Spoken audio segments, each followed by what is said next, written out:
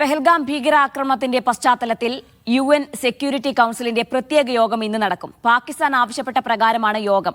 ആക്രമണത്തെ തുടർന്നുള്ള ഇന്ത്യ-പാക് അതിർത്തിയിലെ സാഹചര്യം യോഗം വിലയിരുത്തും. ഇന്റർനാഷണൽ ഡെസ്കിൽ നിന്നും ബിജീഷ് ഗോവിന്ദ് ചേരുന്നുണ്ട് വിശദാംശങ്ങളുമായി. ബിജീഷ്, എത്ര മണിയോട് കൂടിയാണ് ഈ നിർണായക യോഗം നടക്കുക? എന്തൊക്കെ സാഹചര്യങ്ങൾ, എന്തൊക്കെ കാര്യങ്ങൾ ഈ യോഗം ചർച്ച ചെയ്യും? ഈ യോഗം ഇന്ന് നടക്കുമെന്നുള്ളതാണ് അറിയിച്ചിരിക്കുന്നത്. പാകിസ്ഥാന്റെ നിർദ്ദേശപ്രകാരമാണ് അല്ലെങ്കിൽ ആവശ്യപ്രകാരമാണ് ഈ യോഗം വിളിച്ചു ചേർത്തിരിക്കുന്നത്. ഇന്ത്യയും അതുപോലെ തന്നെ പാകിസ്ഥാനും അതുപോലെ തന്നെ UN സുരക്ഷാ കൗൺസിലിലുള്ള പ്രധാനപ്പെട്ട ആൾക്കാരും ഈ യോഗത്തിൽ പങ്കെടുക്കുമെന്നുള്ള വിവരമാണ് ലഭ്യമായിരിക്കുന്നത്.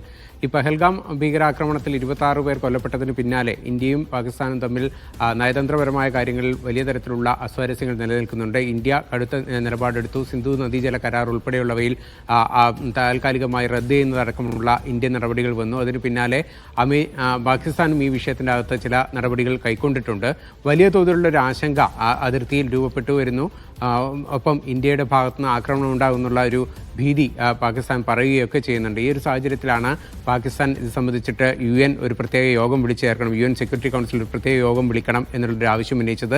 ഇതിന്റെ അടിസ്ഥാനത്തിലാണ് ഇരു രാജ്യങ്ങളും അതുപോലെ തന്നെ UN സെക്യൂരിറ്റി കൗൺസിലിലെ പ്രധാനപ്പെട്ട ആൾക്കാരും പങ്കെടുത്തുകൊണ്ടുള്ള യോഗം ഇന്ന് ചേരാനുള്ള തീരുമാനമെടുത്തിരിക്കുന്നത്. ഇതിനകത്ത് പാകിസ്ഥാനാണ് യോഗം വിളിച്ചതെന്നുകൊണ്ട് തന്നെ പാകിസ്ഥാന്റെ ഭീതി അല്ലെങ്കിൽ ആശങ്ക അകറ്റുന്നതിന് വേണ്ടിയിട്ടുള്ള നടപടികൾ സ്വീകരിക്കണമെന്നുള്ള ആവശ്യമായിരിക്കും പ്രധാനമായിട്ടും പാകിസ്ഥാന്റെ ഭാഗത്തുനിന്ന് ഉയരുക. പക്ഷേ ഈ ഭീകരാക്രമണം നടന്ന 26 പേരുടെ മരണത്തിനിടയാക്കിയ ഭീകരാക്രമണം നടന്നതിന് പിന്നാലെ തന്നെ ഇന്ത്യയുടെ വിദേശകാര്യമന്ത്രി ജയ്ശങ്കർ പാകിസ്ഥാനും അതുപോലെ തന്നെ ചൈനയും ഒഴികെയുള്ള UN സെക്യൂരിറ്റി കൗൺസിലുള്ള പ്രമുഖരായിട്ടുള്ള എല്ലാ രാജ്യങ്ങളുമായിട്ടും ആശയവിനിമയം നടത്തിയിരുന്നു. സംഭവം സംബന്ധിച്ചുള്ള ആശയവിനിമയം നേരത്തെ തന്നെ നടത്തിയിട്ടുണ്ട്. അതുകൊണ്ട് തന്നെ ഈ ഭീകരാക്രമണം ആഗോളതലത്തിൽ തടയുന്നതിനുള്ള നടപടി, പാകിസ്ഥാൻ കേന്ദ്രീകരിച്ച് നടക്കുന്ന ഭീകര പ്രവർത്തനങ്ങൾ തടയുന്നതിനുള്ള നടപടികൾ ഉണ്ടാകണമെന്നുള്ളൊരു ആവശ്യമാകും ഇന്ത്യ പ്രധാനമായിട്ടും ഈ സെക്യൂരിറ്റി കൗൺസിൽ ഉന്നയിക്കുക എന്നുള്ളതാണ് ലഭ്യമായിരിക്കുന്ന സൂചന. ശരി, ബിജീഷ് ഗോവിന്ദാണ് വിശദാംശങ്ങൾ.